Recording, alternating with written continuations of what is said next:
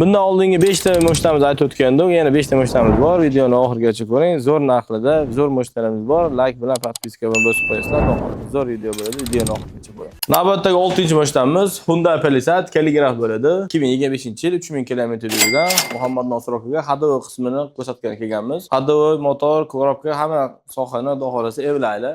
Kimga kerak bo'lsa aloqaga chiqarsa telefon nomerini qo'yib qoldiramiz. Navbatdagi 7-mo'shtamiz BMW i7 X-Drive 60i bo'ladi. Eng fulli bo'ladi. 2023-yil 65000 km yurgan, kraskasi top toza, narxi $85,000. 8-mo'shtamiz Mercedes-Benz W214 kuzov E300 1000 km yurgan, rangi oq, kraskasi top toza, narxi $87,000. Navbatdagi prezidentskiy mo'shtamiz Genesis G90 Black Patch bo'ladi.